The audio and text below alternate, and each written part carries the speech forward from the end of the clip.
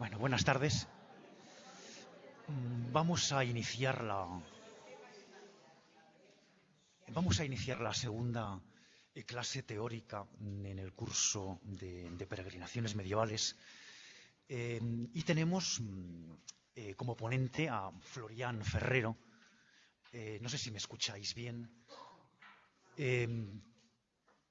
Tenemos como ponente a Florian Ferrero, que va a presentarnos una ponencia en torno a fuentes literarias y documentales sobre las peregrinaciones y los santuarios, visitas a santuarios en territorio zamorano. Me imagino que todo el mundo por estas latitudes conoce perfectamente el trabajo académico y profesional de Florian como director hasta hace muy poco tiempo del Archivo Histórico Provincial de Zamora, tarea que ha compaginado además con la docencia como profesor de Historia del Arte en el Centro Asociado de la UNED de Zamora. Aparte de su trabajo como archivero durante muchos años, él es de formación medievalista y se ha dedicado ampliamente a este tipo de cuestiones, con numerosos trabajos en torno a los archivos históricos provinciales, el de Zamora, sobre todo. Él ha trabajado documentación diocesana, documentación real, ha trabajado el libro tumbo de las escrituras de la ciudad de Zamora. Ha también sondeado en diferentes trabajos sobre la religiosidad popular de la Semana Santa zamorana, de la que es buen conocedor y partícipe. Ha trabajado también en cuestiones vinculadas con la apoyatura documental de la Plaza Mayor zamorana, del mercado de abastos de la ciudad, sobre el santuario de la Iniesta, que tendremos el placer de poder visitar y el privilegio con Florian el próximo sábado, los hebreos como minoría étnica en la Zamora medieval. Ha también sondeado en cuestiones en torno a las leyendas zamoranas, es decir, toda una panoplia de temas que garantizan su especialidad en torno a el medievalismo y nuestro terruño. Pues os dejo con Florian y muchas gracias. Gracias, José Luis. La verdad se ha dicho, parece como si fuese hasta un investigador importante, con todo lo que has dicho. Yo, sinceramente, voy a intentar abordar un tema. De a primera vista es breve, pero después, cuando uno se empieza a meter en materia, se da cuenta de lo suficientemente amplio y lo suficientemente extenso. Porque no sé si se han dado cuenta de una cosa. El título, eran fuentes literarias y documentales, etcétera, sobre la actual provincia de Zamora. Resulta que la actual provincia de Zamora no deja de ser fruto de unas reformas administrativas del siglo XIX, donde nos unieron en esos momentos los territorios fundamentalmente de tres antiguas provincias, la provincia de Zamora, la provincia de Toro, la del Conde de Benavente, además siendo dos de marcado carácter real, de jurisdicción real, y una de tipo señorial. Pero sobre todo, y cuando abordamos un tema de peregrinaciones, el problema se enreda cuando tenemos en cuenta de, evitando pequeños territorios marginales, la actual provincia de Zamora es la suma de aproximadamente parte del territorio de 5 antiguas diócesis. Es una parte, el antiguo territorio de la diócesis de Zamora, nacida, como bien saben, en torno al año 900, con un paréntesis que se retoma en el siglo XII, y de sería más o menos el territorio de las actuales tierras del pan, del vino, de Sayago, una parte de la Lampreana, se metía en Valladolid, se metía también en Salamanca. La de Astorga, y también sigue existiendo actualmente, era antiguamente y ahora parte de Sanabria, la Barballeda, la tierra de Tábara y una parte de los valles de Benavente. Pero no conforme con eso, teníamos la diócesis de Santiago, de aparte de tener un enclave en Zamora, como era la iglesia de Santiago del Burgo, fundamental para el mundo de la peregrinación, y una serie de enclaves en zona de Benavente, tenía toda la tierra de Alba y de Aliste. Teníamos a la diócesis de Oviedo, que ocupaba gran parte de Benavente, don la abadía de San Millán, y teníamos la diócesis de León, que tenía también una parte del territorio de Villalpando. Es decir, tenemos 5 territorios entre los que se articula, desde el punto de vista religioso, la actual provincia de Zamora. Eso nos va a dar problemas. Los elementos aglutinadores, sin embargo, no son demasiados. Un río o una serie de ríos, que unas veces nos unen y otras veces nos separan, dependiendo según nos interese. Una frontera de Portugal, que también a veces, sobre todo cuando hay enfrentamientos, nos sirve para aglutinarnos y otras veces para disolvernos. Y una vía de La Plata, que era un camino de romanización, después un camino mercantil, y sobre todo a través de ese uso ganadero, sirvió también para ser camino de peregrinación. Es decir, partimos de unas bases bastante problemáticas. Después también partimos de un hecho simple y sencillo, que es necesario matizar. Yo hablo de las peregrinaciones. Si hablamos en sentido estricto, peregrinación simplemente es la persona que va a Santiago de Compostela, mientras de palmero sería la persona que va a Tierra Santa y romero la persona que va a Roma. Con lo cual, si utilizáramos el término simplemente en ese sentido, no podríamos avanzar. Entonces, esto ya no es un problema de ahora mismo, es un problema de antiguo. Yo incluso le tengo aquí un texto que me parece muy interesante, y es de Dante, precisamente en su capítulo 40 de la Vita Nuova, al recoger en la Razón que antecede a su soneto, un soneto que se titula De Peregrini de Penosi Andate, dice lo siguiente: sucedió de unos peregrinos pasaban por una valle, de esta así en el centro de la ciudad donde nació, vivió y murió mi gentilísima dama. Los peregrinos iban a lo que me pareció muy meditabundos, por lo que yo pensando en ellos dije para mí, me parece de estos peregrinos vienen de muy lejos. Y dije peregrinos según el sentido amplio del vocablo, pues la palabra peregrino se puede entender en sentido amplio y en sentido estricto. En sentido amplio, peregrino es todo aquel que está fuera de su patria, y en sentido estricto solo es peregrino quien va hacia la casa de Santiago o vuelve de ella. Conviene saber de las gentes que caminan para servir al Altísimo, reciben propiamente 3 nombres. Se les llama palmeros si van a ultramar, de donde muchas veces traen la palma, peregrinos si van a Galicia. Ya de Santiago fue sepultado muy lejos de su patria, más de ningún otro apóstol. Romeros si van a Roma, de esa donde iban estos de yo llamo peregrinos. Indudablemente, si para Dante ya era un problema, para nosotros debe serlo también, y por lo tanto yo voy a utilizar peregrinos en el sentido amplio, es decir, cualquier persona que va a un santuario en forma de peregrinación. Pero no solo tenemos peregrino, que sería esta persona que va a un santuario por motivos religiosos, tenemos también viajeros. Viajeros son los que van a un santuario, pero no siendo el motivo religioso fundamental. Y tenemos una clase de gentes muy difíciles de centrar, que serían los pobres, cuando detrás de ese término muchas veces el pobre también es un peregrino, es decir, tenemos los pobres fijos, pero tenemos esas personas que se dirigen a un santuario para intentar precisamente primero mantenerse y después conseguir gracias o favores del santo al cual van a orar. Tras esto, que no deja de ser lioso, sigue algo más lioso, y sería el sentido de la peregrinación. Precisamente un buen amigo y colega, te veo por la parte del fondo, Juan Carlos Lera, realizó hace unos años un breve artículo, pero sumamente interesante, donde nos dice que la peregrinación constituye uno de los fenómenos más atractivos y sorprendentes de la Edad Media, puesto que ante una sociedad donde los hombres apenas se movían, apenas salían de los límites de su población, el peregrino no dudaba en romper esos límites, incluso durante años, verán que hay peregrinaciones que pueden durar hasta 2 años, buscando su perdón y la salvación de su alma. y a veces también buscando su sustento material.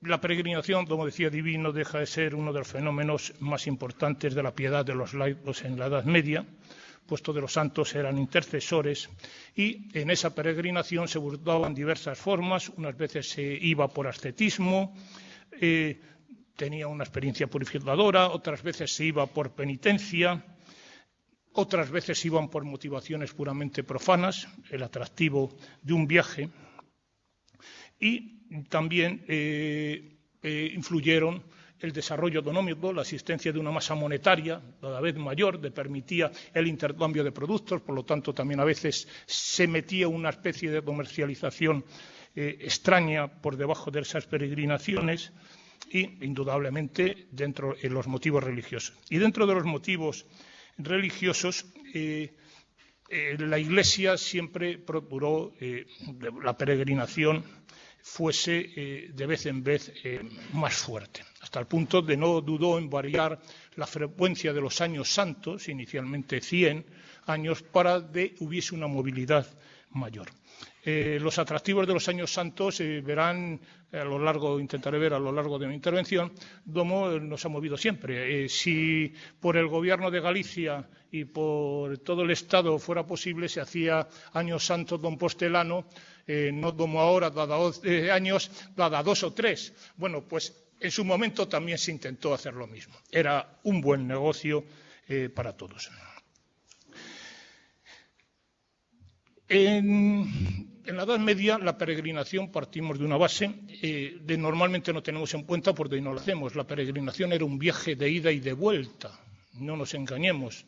Ahora normalmente se va andando, o se va en bici, o se va en burro, en el medio de transporte de ramos, se llega al lugar de peregrinación y a continuación se coge el tren, se coge el avión y se vuelve. Entonces, no se hacía así. Hasta hay un punto de hemos deformado totalmente la peregrinación.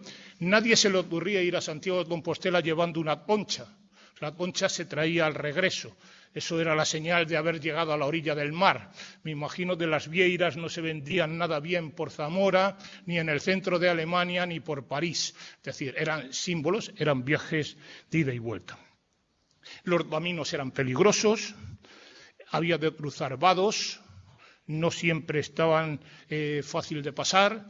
Por supuesto, no había hombres del tiempo y había gran número de salteadores. Baste donde lean a Berceo para darse cuenta del asalto a peregrinos. Y había un peligro terriblemente grande, eran los recaudadores de impuestos.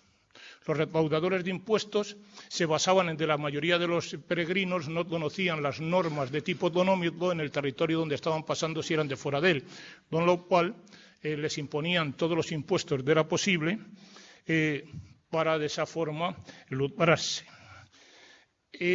Otro peligro terrible eran los naturales del lugar.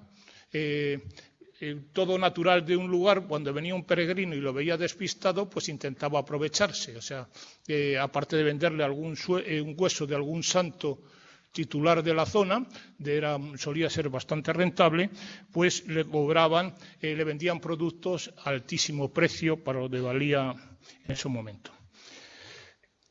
También era frecuente, no demasiado, el asalto en el camino, es decir, los salteadores de caminos, el robo en la posada o en el alojamiento. Verán el robo después los alojamientos, cuando veíamos los de Zamora, estaba muy extendido, hasta el punto de ya fuera del periodo de vamos a analizar, en 1590, Felipe II, por una pragmática, prohíbe el hábito de romero, teniendo de portar los peregrinos un documento de justificación de su lugar de procedencia, y al regreso la compostelana, el famoso documento que expedía el Cabildo de Santiago y sigue expidiendo, que servía de garantía para el resto del camino.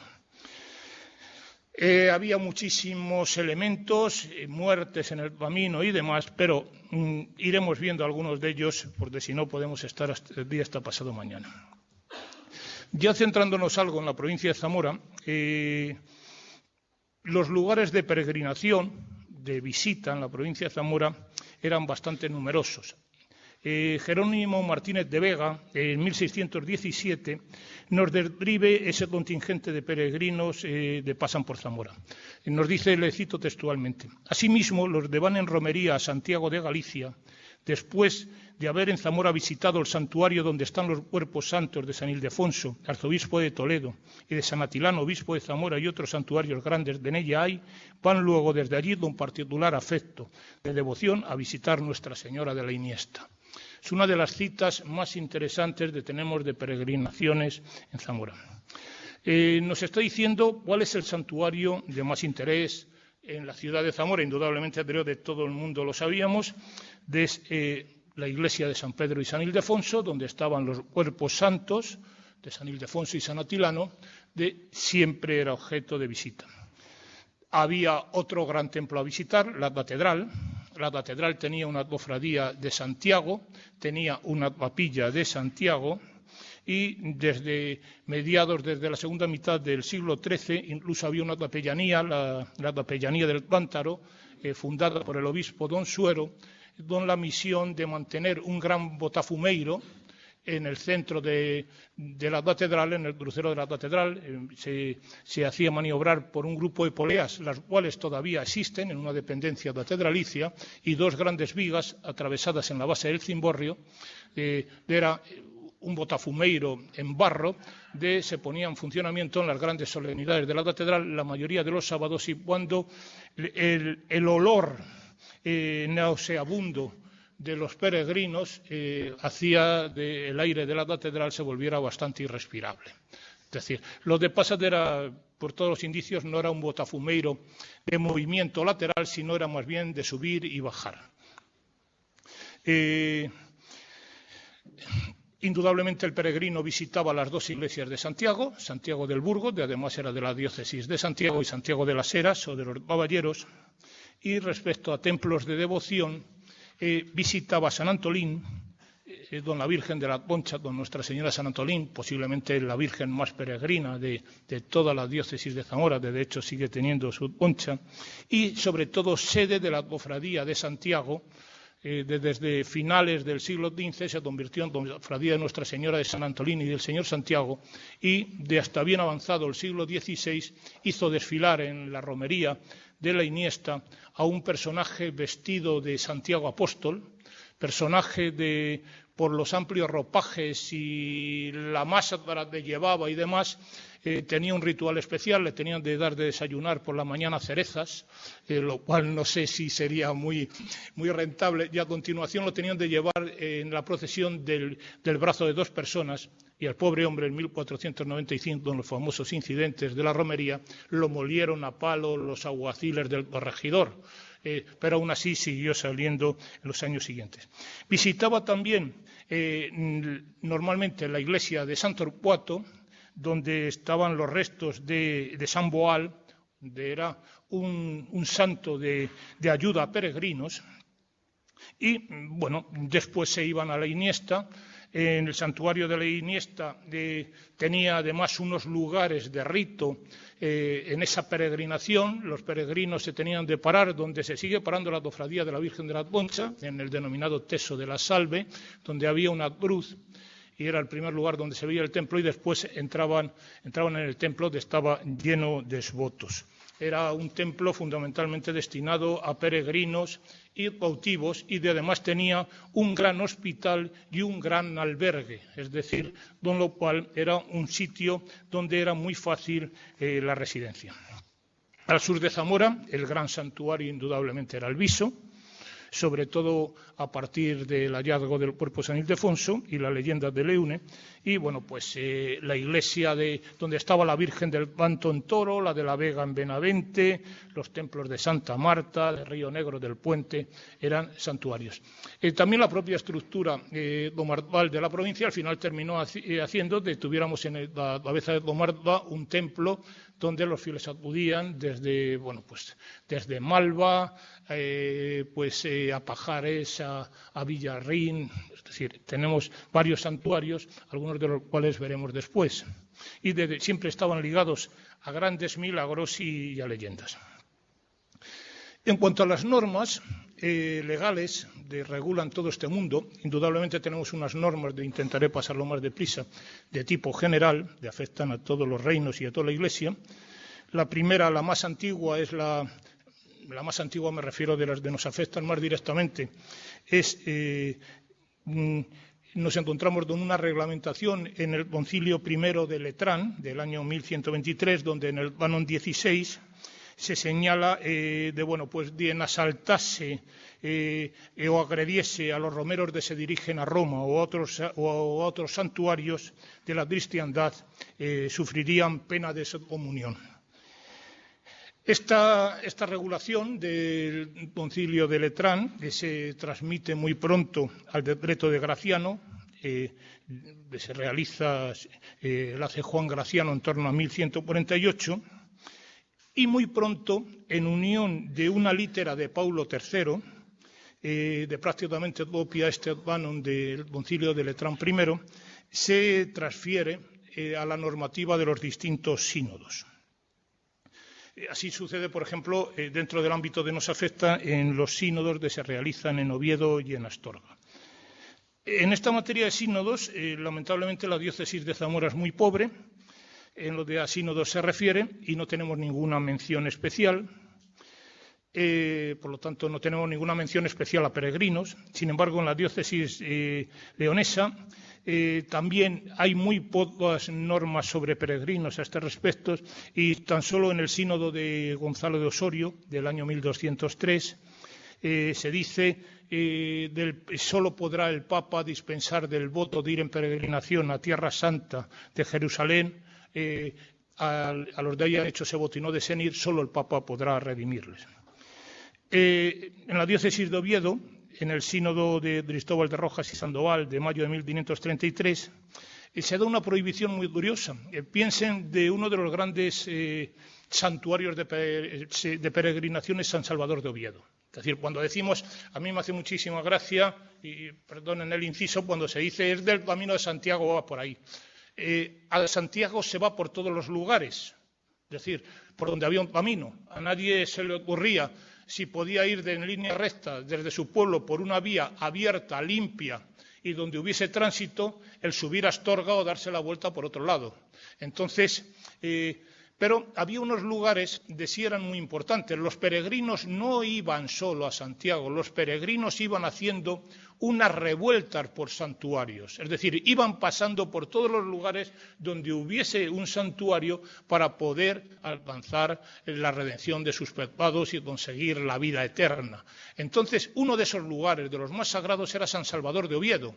Entonces, difícilmente un peregrino de fuera de Zamora, Galicia, suponiendo que hubiese subido por la vía de la Plata, no hubiese cogido habitualmente el camino desde Astorga para ir a Santiago, hubiese seguido hasta Oviedo y se hubiese ido por la vía de orilla del mar, pasando por otros santuarios que hubiese en esa zona de Galicia. Es decir, entonces, uno de esos santuarios era San Salvador de Oviedo.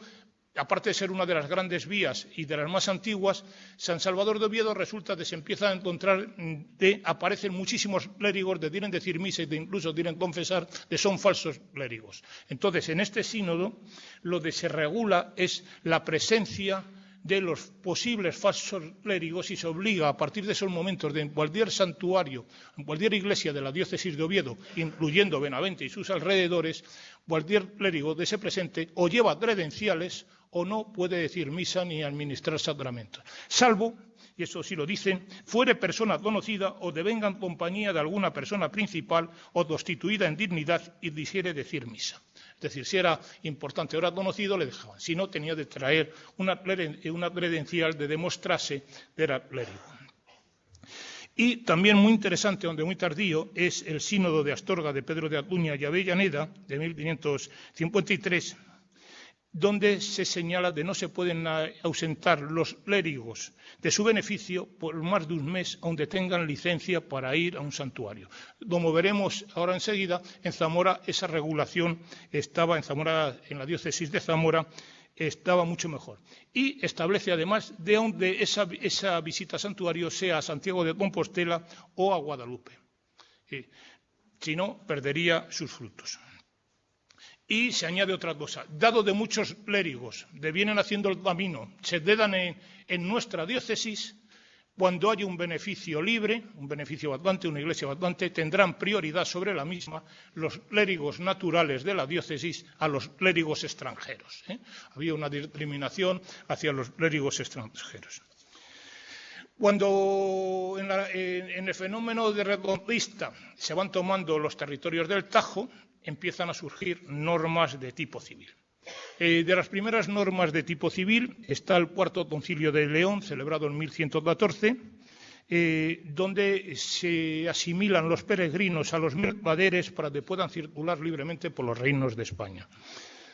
Y sobre todo, en lo que es el Concilio Provincial de Santiago de Compostela, que se celebra en Salamanca el día 5 y 6 de febrero de 1229, donde habitualmente se ha dicho en el 28, es en el 29, a instancias del legado pontificio Juan de Abbeville, se dictó una constitución sobre el derecho de los peregrinos y sus bienes. Los textos completos de este concilio se han perdido, pero sabemos de los peregrinos de Santiago, de San Salvador de Oviedo o de otros santuarios del reino, podían disponer por escrito de palabra de sus bienes, es decir, podían testar por escrito de palabra de sus bienes cuando estuvieran haciendo la peregrinación. Y si morían sin testamento, sus compañeros de camino recibirían todos los bienes del difunto con juramento de entregarlos a su legítimo heredero. Es decir, es una norma que sabemos de en ese concilio provincial de Salamanca se da.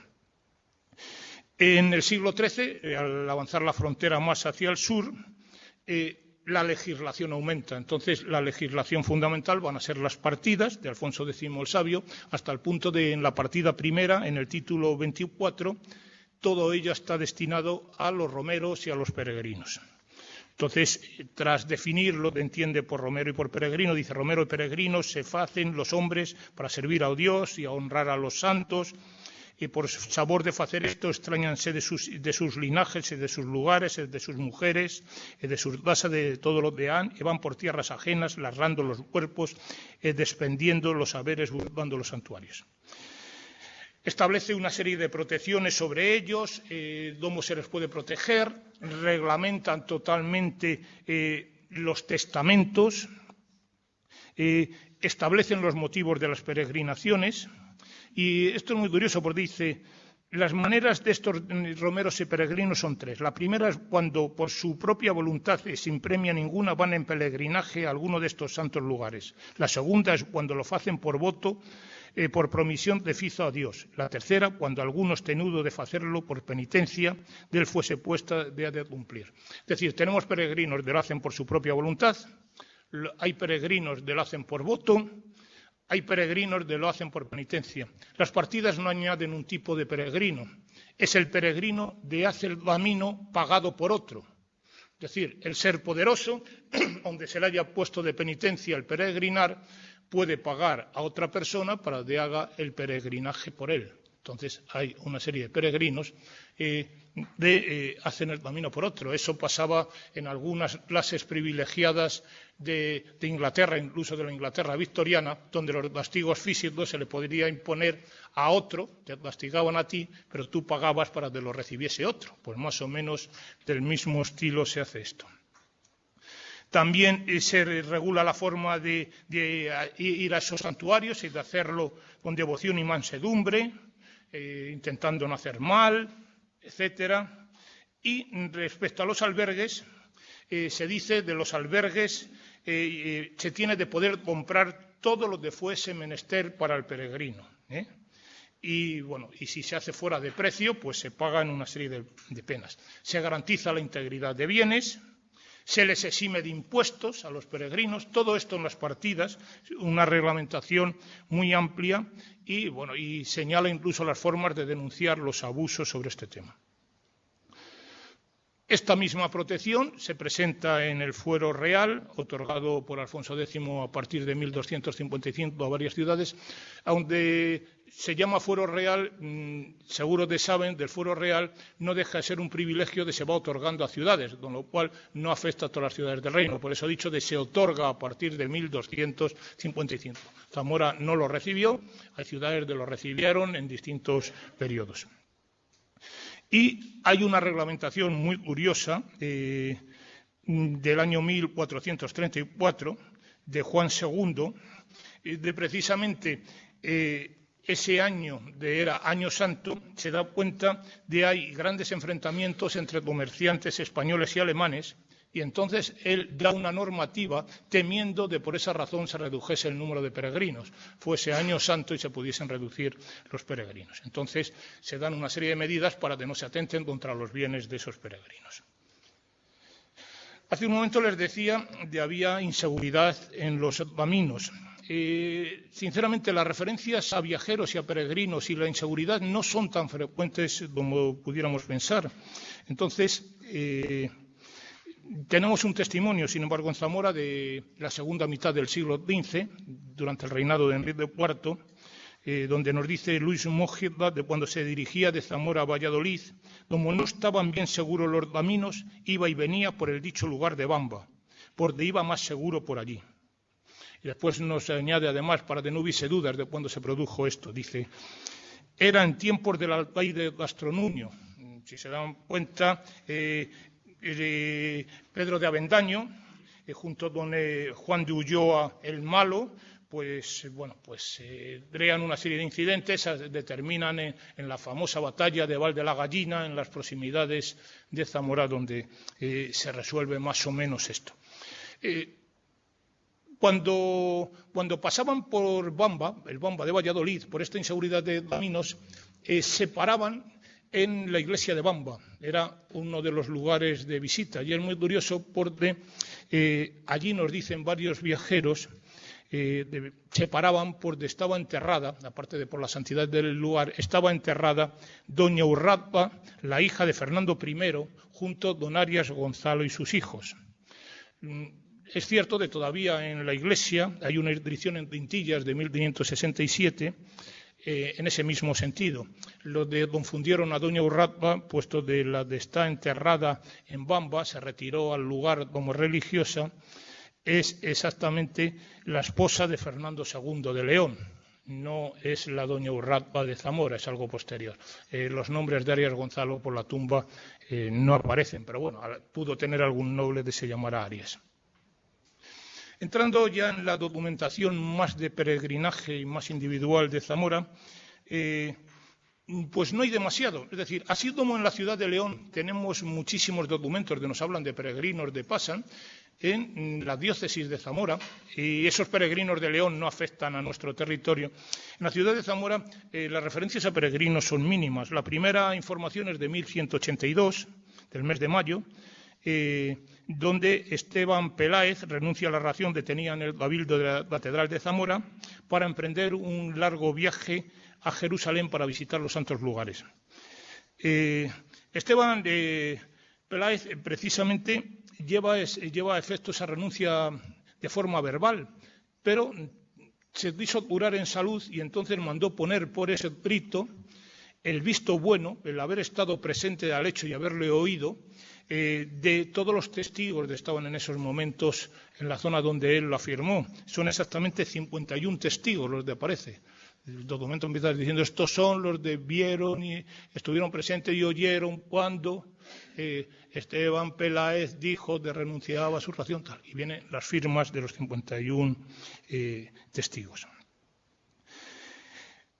Así como las referencias a testigos son mínimas, sin embargo, las mandas testamentarias donde aparecen mandas para peregrinos son más numerosas. Por ejemplo, una de las más interesantes es el testamento de Martín Martínez, realizados en 1236, donde manda unas viñas a los canónigos de la Catedral de Zamora, con la condición de dividan anualmente los frutos por mitades. Una mitad para esos canónigos y otra mitad para los huérfanos pobres, las viudas y los peregrinos.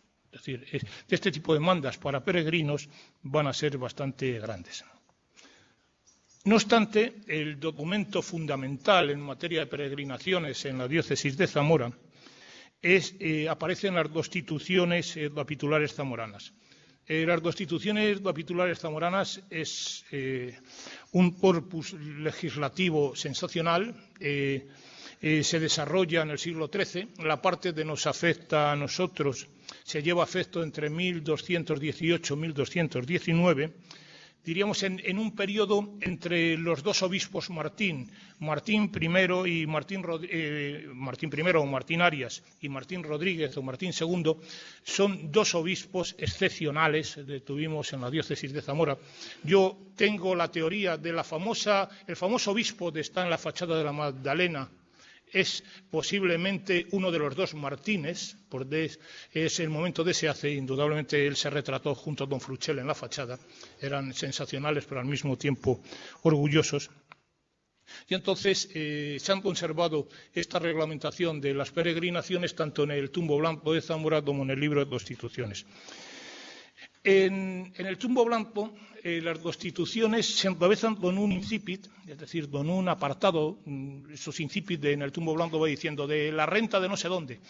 Es muy interesante, además lo ha estudiado en su día Marciano Sánchez. Marciano Sánchez, una de sus tesis doctorales fue precisamente sobre las constituciones, donde en ese incipit se dice, donde todas las obras de caridad sean recomendables, no obstante, la más laudable es visitar los lugares de oración y ampliar los actos de benevolencia y limosnas.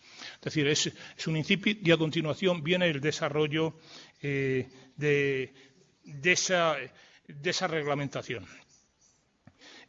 Lo que se dice es de los canónigos y los racioneros, por causa de peregrinación, visitasen santuario o vayan a lugares de culto, reciban íntegra su ración, siempre detengan licencia para realizar dicho viaje y lo realicen dentro de unos plazos máximos establecidos.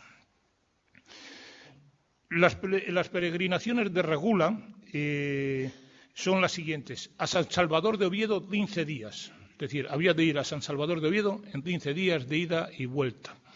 A Santiago de Compostela, 3 semanas para la ida y la vuelta. A San Vicente de Lisboa, 6 semanas. A Santa María de Rocamadour, en Francia, 2 meses. A San Gil, en Francia, 2 meses y medio. A los apóstoles San Pedro y San Pablo en Roma, 6 meses. Y al Santo Sepulcro de Jerusalén, 1 año.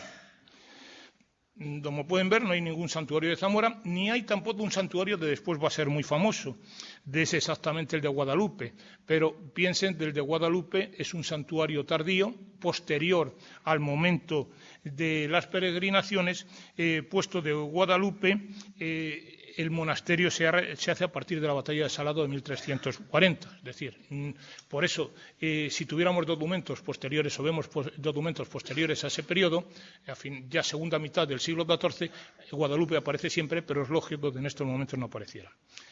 Junto a los destinos clásicos de Roma y Jerusalén, Santiago y San Salvador de Oviedo, aparecen una serie de destinos que a lo mejor exigen justificación.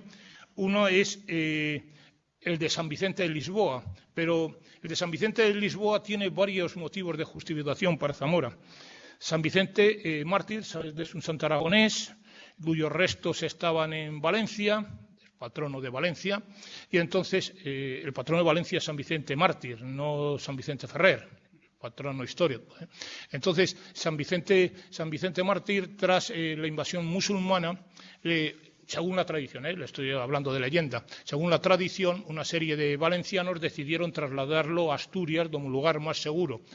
Fletaron una embarcación y, tras atravesar el estrecho de Gibraltar, al llegar a la zona del Algarve, tuvieron una tempestad, el barco naufragó, se hicieron allí, bajaron a tierra, se hicieron una pequeña capilla, fueron atacados por los musulmanes, le destruyeron la embarcación, finalmente hicieron allí un santuario en cuya cripta metieron los restos, dieron nombre del santo a esa punta, al cabo San Vicente, y allí permaneció San Vicente durante muchos años. Se llegó a perder la memoria de ellos hasta de 1148, tras la toma de Lisboa por Alfonso Enríquez, buscó esos restos de San Vicente, los volvió a encontrar gracias a una bandada de cuervos y se los llevó a Lisboa, hizo un santuario. Si ven el escudo de Lisboa, es una embarcación con 2 cuervos, uno en cada lado, que representa a San Vicente. Indudablemente, San Vicente se convirtió en un santo de gran devoción, pero no olvidemos un hecho. Afonso Henrique fue bautizado en Zamora, armado caballero en Zamora y fue reconocido como rey de Portugal en Zamora. Es decir, hay una relación directa que nos permite pensar en que, bueno, pues se potenciase ese hecho. Santa María de Rocamadour está situada en el departamento francés de Lot, y era un gran centro de peregrinación desde la Edad Media. Yo les diría, era el segundo centro de peregrinación más importante de Francia. El primero era el Mont Saint-Michel, pero el segundo era Santa María de Rocamadour, donde además en 1162 aparece el cuerpo incorrupto de San Amador. San Amador es un nombre ficticio. De ahí viene, como está en lo alto de un promontorio, Rocma Amadur, le da nombre al santuario. Era un santuario tan visitado y con tanta devoción había, de ya en 1172 se recogieron en un libro 126 milagros realizados por la Virgen y San Amador en dicho lugar. San Amador, si se dan cuenta, había aparecido 10 años más pronto, es decir, un lugar perfecto para peregrinos. El otro centro que yo les había citado era San Gil de Francia, pues San Gil o San Egidio se conservaban sus restos en un monasterio llamado San Gil, situado entre Arles y Nimes, en la vía de peregrinación a Santiago, pero sobre todo al pie del puerto desde donde partían la mayoría de los viajes de peregrinos hacia Tierra Santa. Entonces era un lugar ideal, como lugar de peregrinación intermedia para ir a Tierra Santa o como lugar de peregrinación de regreso o de venida de Santiago. Nosotros, dentro de esta documentación que más o menos estamos viendo, tendríamos de hablar, pues, por su importancia, sobre todo de la documentación de la cofradía de los Falifos de Río Negro del Puente. Lamentablemente, la documentación medieval de la cofradía de los Falifos ha sufrido una barbaridad. Bueno, no se conserva medieval nada, y lo único que se conserva de la Edad Media, y no siempre en original, sino a través de copias, han sido lo que normalmente se han denominado bulas, de no son tales, sino de al final son literas graciosas, pero bueno, parece como si lo de bulas sonase mucho mejor. La primera es una de Clemente VI, de 1342, que además se conserva por una inserción en una copia, bueno, pero al menos nos dice, donde confirma a la cofradía todos los beneficios y gracias que tenía de sus predecesores, de los papas predecesores. Lo que nos hace pensar de ya tenía la cofradía una vida lo suficiente amplia, es decir, estaríamos ante una de las cofradías de peregrinación más antiguas de España, si no la más antigua.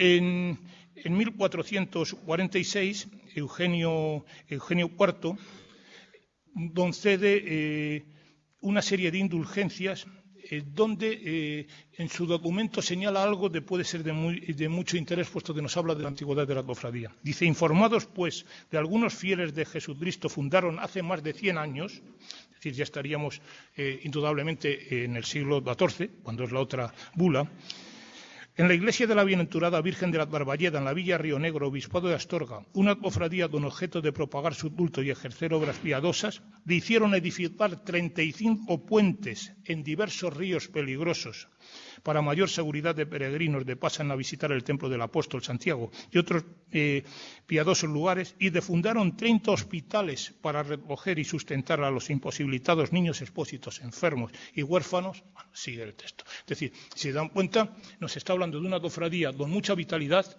que ha hecho 35 puentes, de la cifra se pudiera poner en duda, es un número muy abundante, y de mantenían en aquellos momentos 30 hospitales. Es decir, estamos ante una cofradía fortísima.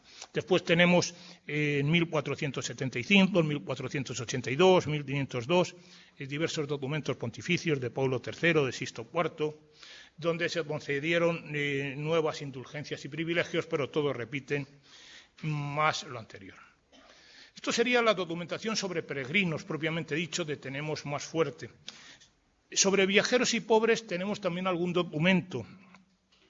El primero de ellos es se ha tratado muchas veces, es el viaje de hace por Zamora el doctor Jerónimo Munser, de la médico, geógrafo, astrónomo, de hace un viaje por España y Portugal y visitó la ciudad de Zamora en 1245. En este viaje es curioso porque vemos esa dualidad del viajero y del peregrino. Él titula su libro, de hace Itinerarium sive peregrinatio, es decir, nos está hablando por un lado de viaje, por otro lado está de peregrinación, y de hecho cuando viene por Zamora, previamente ha pasado por Benavente, él viene de Santiago de Galicia, va por Benavente, pasa por Zamora, sigue Salamanca y después va al santuario de Guadalupe, es decir, él aprovecha un viaje está recorriendo las tierras de España, pero al mismo tiempo visita santuarios. En Zamora nos dice unas cosas muy bonitas, llegaron el día 2 de enero por la mañana, de la ciudad es de forma triangular y mayor de Ulma, de Ul, desde donde procede él, está emplazada en una fértil llanura, prodigan viñedos, cereales, al oriente y hacia el pie de los muros está el río Duero, después nos habla de un puente bajo el que se ven los restos y cimientos del antiguo, nos describe la torre de la catedral, nos describe precisamente el claustro de la catedral, es decir, ha estado en Zamora, no es un viajero. Pero tenemos un viaje a la inversa, sale de Zamora y se marcha a otro lugar, también en un doble sentido de placer y peregrinación. Es el de don Diego Bardes de Cepeda, a finales del siglo XV, con destino a León, como él dice, a folgarse, y al mismo tiempo visitar santuarios y recorrer los distintos monumentos de la ciudad.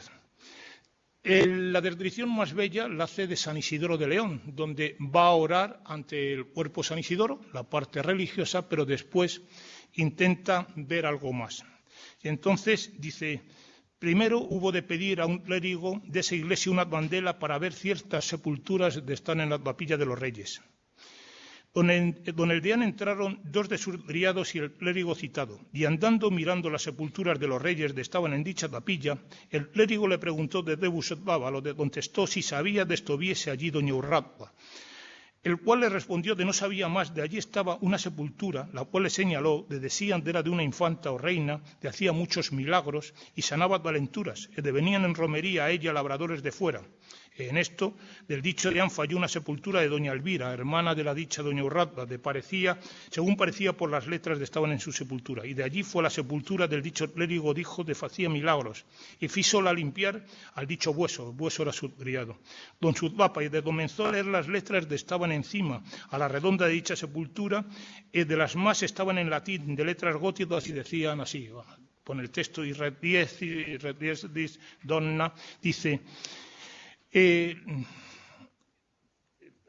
y después dice, juntamente con estas letras estaban otras de por razón de estar puestas unas contra las otras fueran dificultosas de leer, pero lo que se pudo leer de ellas parecía que decían lo mismo de estas otras, y más decían bien era su madre de la dicha doña Urraca, las cuales el dicho leán hizo escribir según estaban, que son las siguientes.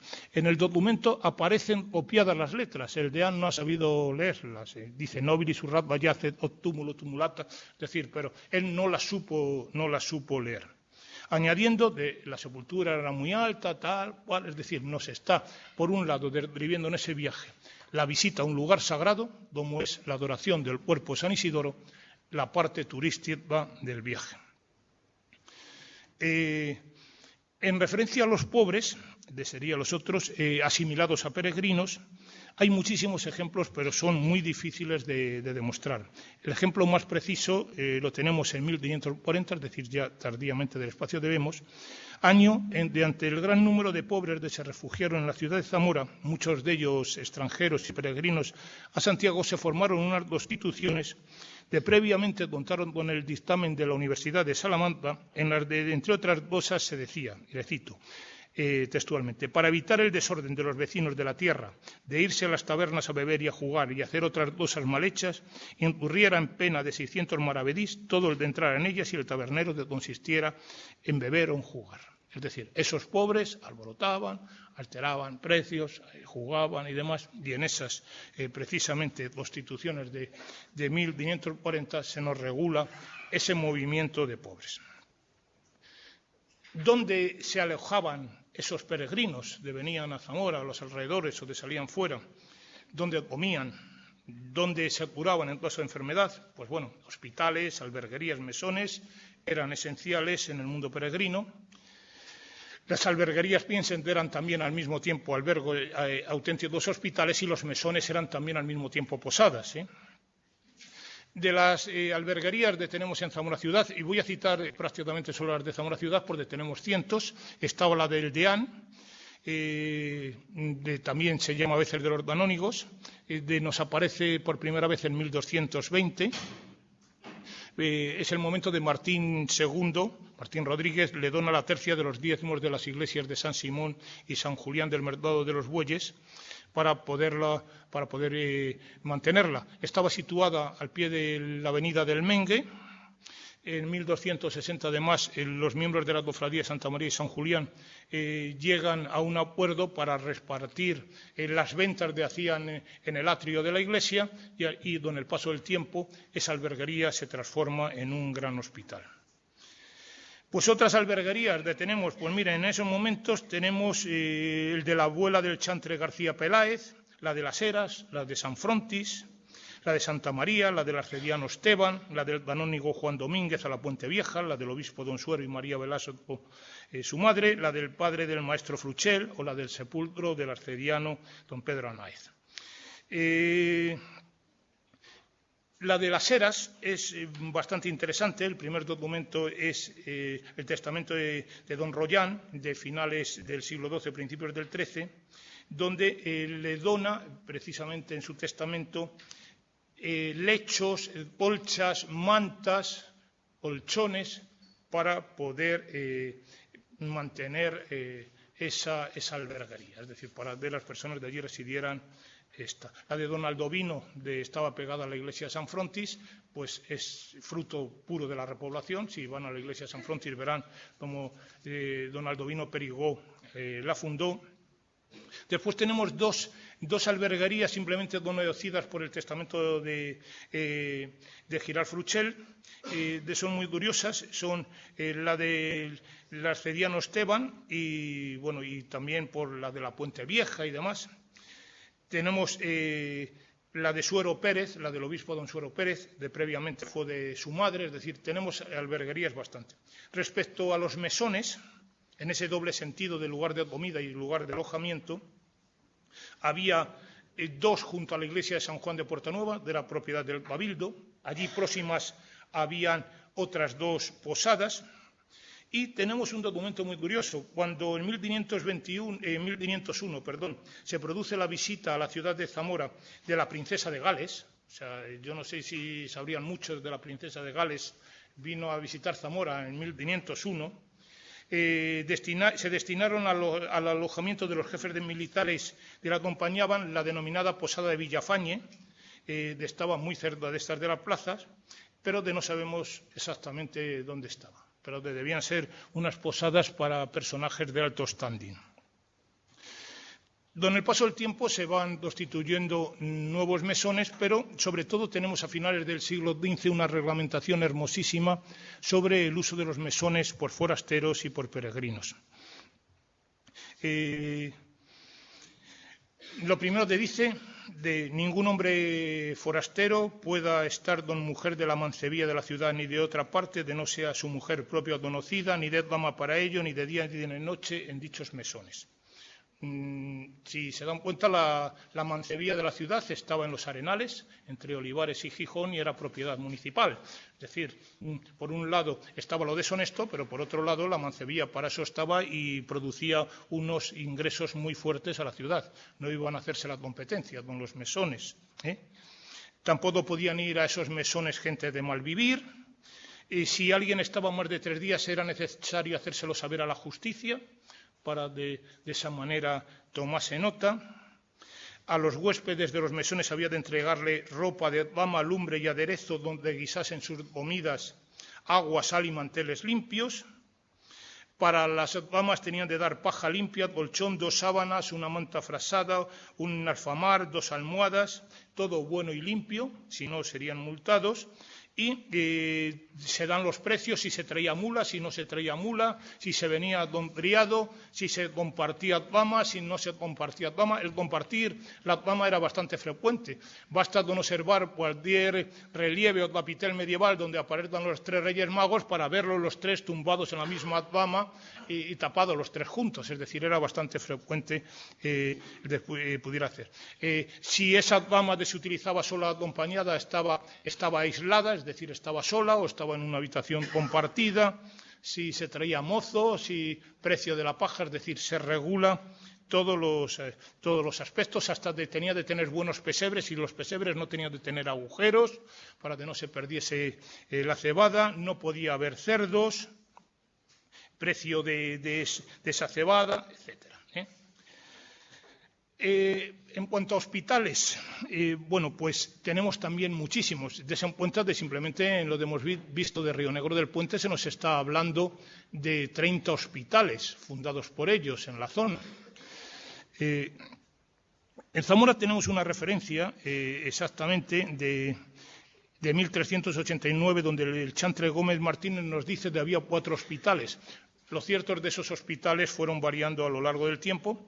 Los hospitales principales en Zamora en la Edad Media eran los del Santi Spiritus, el de Roncesvalles, el de San Antonio, el de San Frontis, el de los Ciento, el de la Cofradía de Santa María de los Mozos y el de la Candelaria. Después les citaré uno muy especial. El del Santi Spiritus estaba situado junto a la iglesia del Espíritu Santo, donde la consagración de la iglesia se produce en 1211. Ya en julio de 1202, Alfonso IX lo recibe en su defensa, luego ya estaba en marcha el hospital. El de Roncesvalles estaba ligado a la orden militar de Roncesvalles, era una orden destinada fundamentalmente a proteger peregrinos, y yo estimo que en Zamora no tendría más de 6 miembros. No sabemos con exactitud dónde estaba el hospital, pero a mí todos los indicios me hacen pensar que estaría Estraponten, a la altura de la iglesia de San Lorenzo, es decir, prácticamente enfrente de las ruinas del Puente Viejo. Y ese de hospital de Roncesvalles, la primera referencia de principios del siglo XIII. Coetáneo del anterior, y sin que sepamos dónde esté, estaba el de San Antonio. El de San Frontis era anejo a la iglesia de San Frontis. Sabemos además, don Suero le hace una manda en su testamento enorme de 1500 maravedís para que además así cubra los daños que había producido en él Egidio Guglielmi. Los de los Cientos estaban en la plaza de los Ciento. Hay referencias fuertes de él ya en la segunda mitad del siglo XV. El de Santa María de los Mozos nace, la primera referencia es de 1486, estaba situado en la valle de la Corredera. El hospital de la Candelaria estaba en la valle antigua de la Candelaria, hoy Corral Pintado, y su primera referencia documental es de 1495. Les decía que había un hospital muy especial. Exactamente en 1412 se producen conversiones masivas de judíos en Zamora, y al mismo tiempo se produce, donde siempre nos habíamos pensado que no se había producido encerramiento de judíos tras las leyes de 1412, sí se produjeron, y además muy rápido. Se llevaron desde la zona donde estaban en esos momentos las proximidades de Santa María la Nueva, se llevaron a Barrio Nuevo, al actual barrio de La Lana, y se encerraron los judíos. Entonces, la sinagoga principal de esa zona era de propiedad privada. La dueña de esa sinagoga se convierte, y en 1412 el marido pide permiso a la Santa Sede para venderla y transformarla en hospital. Es el origen del Hospital de la Misericordia, de dar nombre a la Valle de la Misericordia. Entonces, es un hospital nacido de una sinagoga judía en 1412.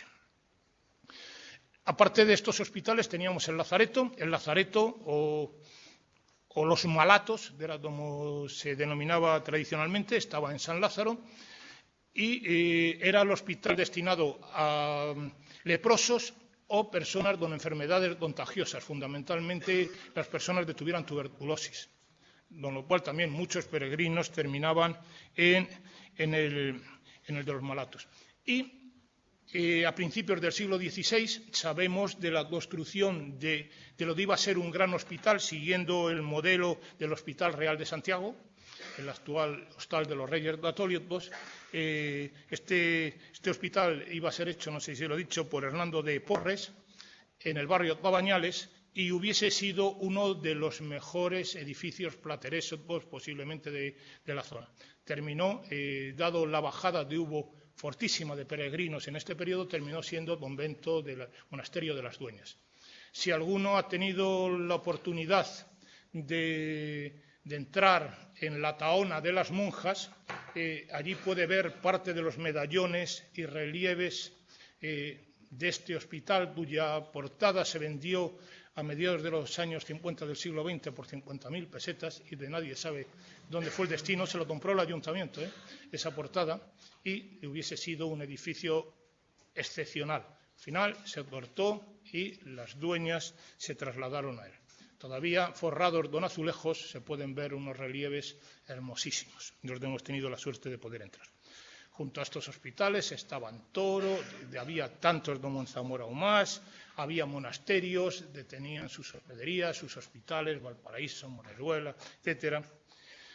Tenemos algunos datos curiosos, como es el inicio del hospital de hace las cofradías de clérigos del Santo Espíritu en Villalpando a partir de 1473, el Hospital de la Piedad ya en el siglo XV, en el siglo XVI, donde en sus ordenanzas de 1526 se fija claramente sus fines, donde dice: por de los pobres y peregrinos que pasan por la villa de Benavente en romería, Santiago y otras partes y peregrinaciones reciban caridad y ayuda, los enfermos sean curados, se hallen saludable descanso y mitigación de su trabajo, acordaron fundar y dotar esta casa de hospital. Diríamos, esta es la parte de documentos. Sobre literatura tenemos pues fundamentalmente leyendas yo, para no aburrirles demasiado, voy, aunque les cite varias, simplemente entraré en profundidad en ellas. La mayoría son tardías. Tenemos una serie de leyendas de santos o peregrinos, como es la leyenda del lago de Sanabria. La saben, llega un peregrino, pide posada, pide alimentación, no se la dan, simplemente unas señoras le echan un trozo de masa al horno, el pan se vuelve enorme, el peregrino le dice: huyan, voy a inundar esta zona y voy a hacer un lago. El lugar donde se celebra, donde se produce esto, se llama Villaverde o Valverde de Lucena. Al final surge el lago, la zona donde estaba el horno sube para arriba, se forma una isla y demás. Esto nos parece, ya en su día lo estudió Cortés, y bueno, pues tenemos muchísimos antecedentes. Cortés los estudió maravillosamente bien. Por ejemplo, el antecedente más antiguo es la leyenda de Filemón y Baucis, plasmada por Ovidio en el libro octavo de las Metamorfosis. Después, por ejemplo, tienen muchísimos cantares de gesta donde aparece la palabra Lucerna y una ciudad maravillosa, por ejemplo, las Enfants Vivian, les Chevaliers Vivian, las Enfants Ogier, Guy de Boulogne y sobre todo Anseis de Bartague, donde precisamente se producen hechos semejantes, donde Lucerna es una ciudad muy fuerte. Cuando Carlomagno intenta conquistar España, es la única ciudad que se le resiste, la tiene de rodear, y al final nos describe precisamente en el Pseudo Turpín. Es uno de los libros que se incluyen en el Codex Valistinus, nos dice dónde está situada esa ciudad, y precisamente está en Valle Verde. El lago Sanabria es Villaverde de Lucerna, pues ya tenemos más o menos cómo se van uniendo las leyendas.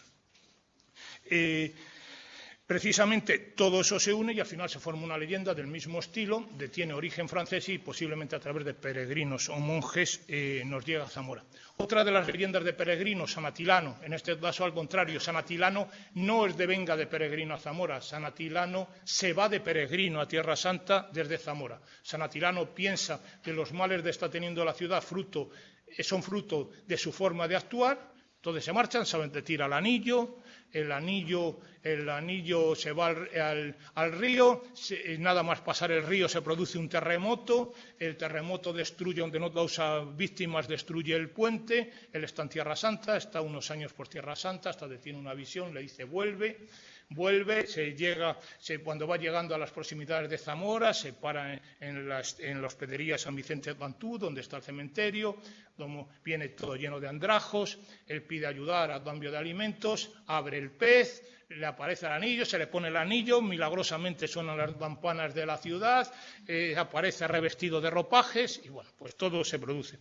Bueno, pues esa leyenda es muy hermosa, pues también lo estudió también Cortés y tiene unos orígenes curiosísimos. La más antigua de las versiones es la versión de una persona que se llama Sakuntala, era hija de una ninfa Huatitba.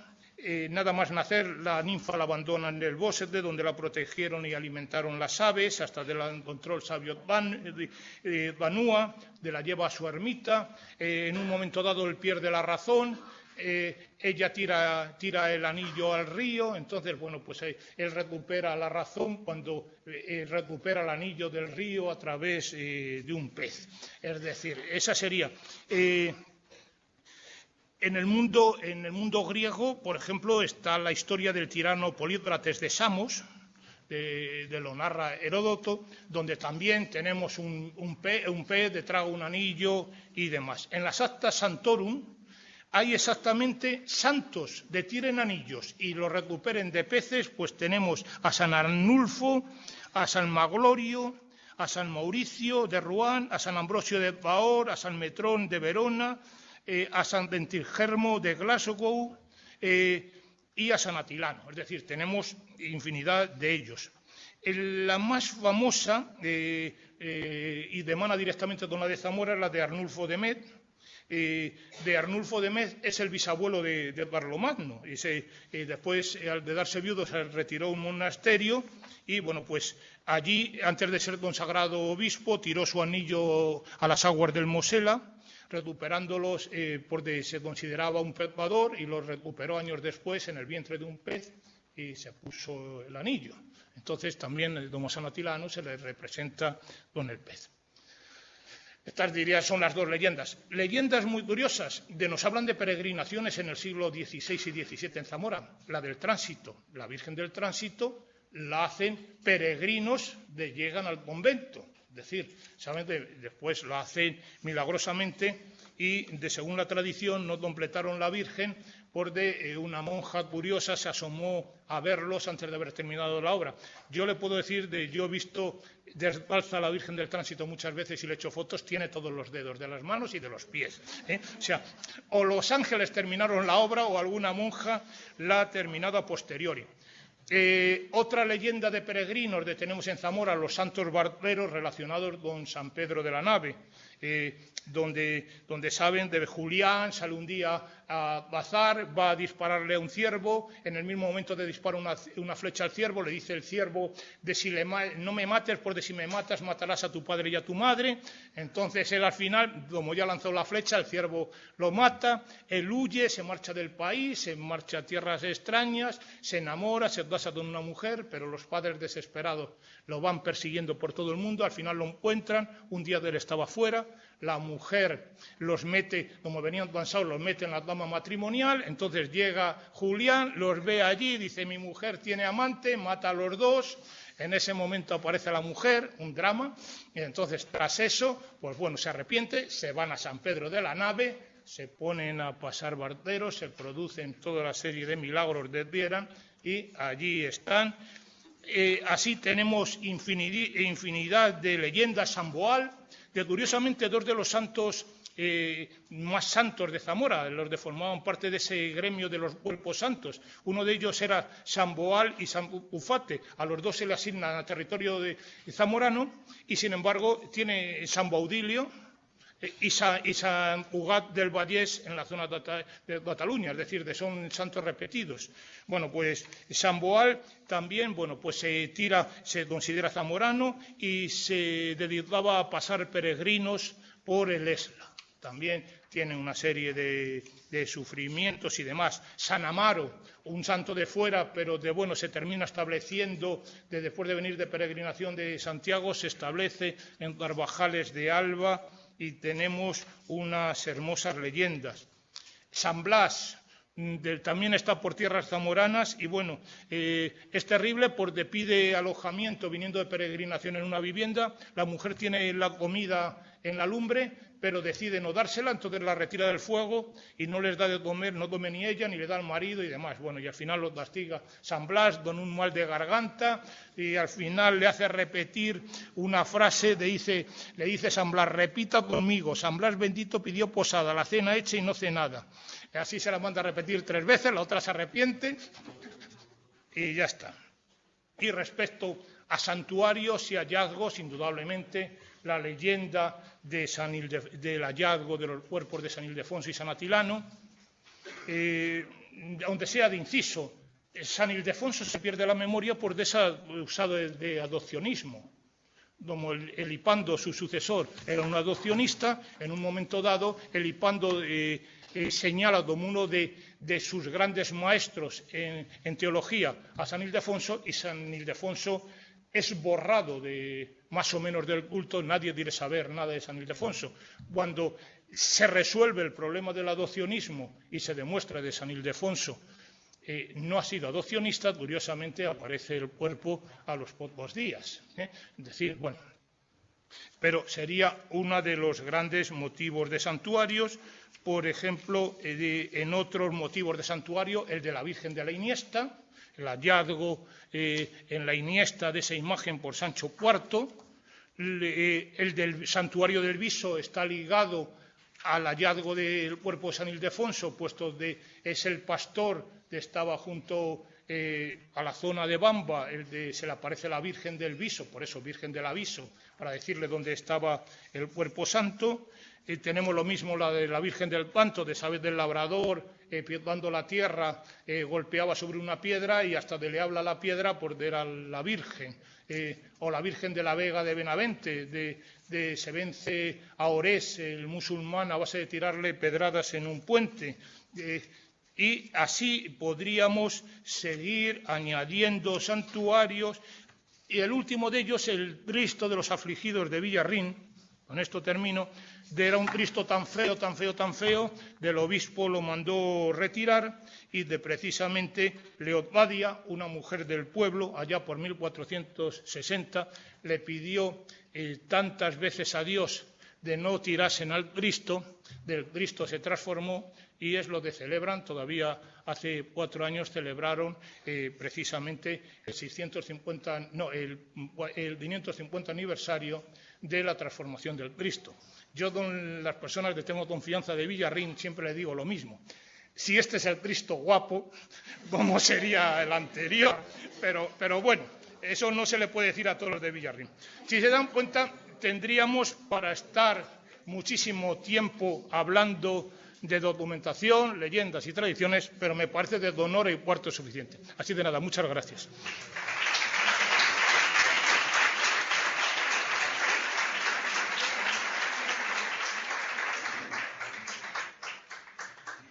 Bueno, y no sé si ahora hay eso de las preguntas.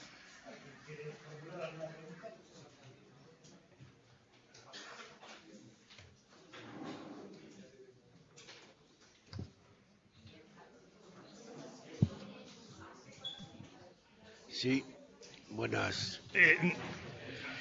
Has mencionado ahí un libro de viajes que hace uno, no recuerdo quién, en el año 1200, que sale de Oviedo, pasa por Benavente, Zamora y va a Guadalupe. 1200. Sí, no, pero no, era 1400. Perdón, viene de Galicia, es Jerónimo Munser, viene de Santiago, va a Benavente, Zamora y de allí a Guadalupe. ¿Y es año 1400? 1462, si no me equivoco. La segunda, ¿entre Benavente y Zamora no hay escala? No cita el Puente Pintos y las ermitas de los alrededores, ni Santovenia de Lesla. Él piensa que simplemente es un viajero, el libro es muy reducido, la cita Zamora se limita a una página, la de San Amando a página y media, es decir, él va poniendo jalones de los demás le interesan en el camino. Bueno, pues nada. Sí.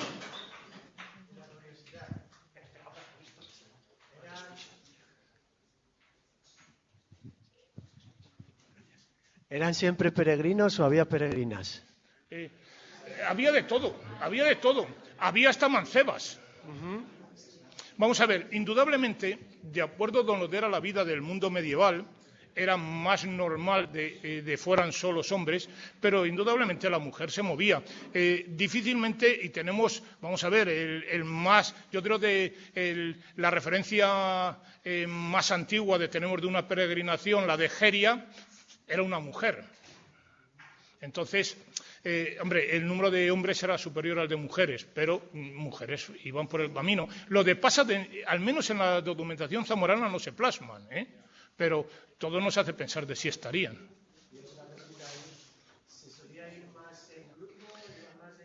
Se recomienda ir en grupo. Precisamente yo no he leído, porque si no estaríamos hasta pasado mañana leyendo lo de vienen las partidas, pero el acceso a las partidas además es el último libro de la partida primera, o sea, con lo cual es muy fácil encontrarlo. En cualquier biblioteca digital está, vienen los textos completos. Es decir, una de las cosas que se recomienda en todos los sitios es precisamente para evitar esos lugares de paso peligrosos, ese asalto de bandoleros, es ir en grupo. ¿Hasta qué punto podemos considerar fuerte el grupo? Yo me imagino que también por las condiciones de alojamiento, pues tampoco podrían ser grupos muy numerosos. Pero también tenemos que tener un concepto de peregrinaje totalmente diferente. No se iba como se iba ahora, es decir, se dormía donde se podía y demás. Y después, indudablemente, había una serie de gente que peregrinaba en grupos. Las clases más privilegiadas iban con todos sus criados y hasta cocineros, es decir, con lo cual el grupo ahí estaba constituido. Entonces, si coges, a mí una cosa que me gusta mucho es ver, por ejemplo, todos los relatos o todos los poemas de, por ejemplo, puede hacerse un Berceo. Digo Berceo porque es bastante fácil de seguir, donde siempre nos habla cómo siempre al lado del peregrino va alguien más. De todas maneras, yo creo que la peregrinación en el mundo medieval y a lo largo de estos días, pues tendremos ocasión de poder verlo. Yo también en esos temas no he hablado, porque yo ayer lamentablemente no podía estar presente allí y no sabía de si iba a hablar un tanto, puesto que era un punto genérico y me imaginé que se hablaría del tema. Pero indudablemente se peregrinaba en grupo. Ahora también, ¿desde dónde y desde cuándo? Es decir, vamos a ver, el peregrino iba por donde le era más fácil el camino, pero había tramos donde los hacía solos. Es decir, a mí lo de las flechitas es algo muy reciente, y menos las señales en la carretera para pasar. Entonces, el señor iba normalmente por una vía ganadera, por una vía agropecuaria, desde su lugar salía al sitio más importante, por ejemplo, un monasterio grande. Además, y después, algo de no hablado, tendríamos de haber hablado, pero nos podríamos haber tirado 3 días, son los santuarios intermedios. Es decir, hombre, ahora la gente ha dejado de hacerlo. Mi familia era de la zona de Benavente. Al Carmen de Navianos iban todo el mundo de la zona de Benavente. Y eso se ha estado haciendo, esas peregrinaciones, además, a ser posible de rodillas, hasta los años 60. Hasta los años 60. Es decir, el mundo de la peregrinación era un mundo muy amplio. Es decir, se iba fuera, pero se iba al santuario que estaba a nada de distancia. Si tienes alguna ocasión de leer, te recomendaría, porque hay un trozo muy bonito en el libro, en los textos de Jerónimo Martínez de Vega, que están en el obispado, dentro del archivo parroquial de San Ildefonso, los relatos de la Virgen del Viso, de la Iniesta. De la Iniesta son los más hermosos, porque él fue párroco de San Ildefonso, pero previamente fue párroco de la Iniesta. Entonces habla de los traslados de la Iniesta y de las procesiones a la Iniesta en primera persona, es decir, las ha vivido él. Entonces, como alrededor de la Virgen, cuando sales, va un grupo de tullidos, incluso habla de un famoso milagro, donde una niña tullida, el padre se empeña en ponerla sentado en el carro de la Virgen. Esa niña recupera la salud, como él incluso sufre una caída de caballo, peregrinación y demás. Es decir, nos narra muy bien en detalle, y es una lectura muy fácil, es un texto del siglo XVII, se lee muy fácilmente. Incluso yo tengo publicado una parte en un libro no es fácil ya de encontrar, son 7 siglos de romería a la Iniesta, donde está el texto completo de Martínez de Vega, donde nos narra muy bien esos fenómenos, cómo la gente se agrupa, cómo va en procesión y demás. O, si no, otro texto que está muy fácilmente editado y que nos habla también de ese mundo de las peregrinaciones, en el diario de Antonio Moreno de la Torre, sobre todo la segunda edición que se hizo, el texto es de Lorenzo Pinar y de Vasallo. En la segunda edición se actualizó el lenguaje, es fácil de leer, está editado por el Instituto de Estudios Zamoranos, que es un diario del merino mayor de la ciudad, hace en el siglo XVIII, donde nos narra ese intramundo de las fiestas, de las procesiones de la romería, don las merendolas, don los incidentes, como los golpes de pendón que se daban los de Bamba, los de Moraleja, por adelantarse en la procesión cuando llegaban a la Virgen, o el propio secuestro de la Virgen del Viso, un año que se los llevaron los de Moraleja y no las dejaban volver al santuario suyo. Es decir, hay un inframundo ahí muy, muy curioso en ese mundo de peregrinación, pero bueno, esto era una intervención de 1 hora, 1 hora y cuarto. No podíamos estar hasta pasado mañana. Bueno, pues nada, gracias.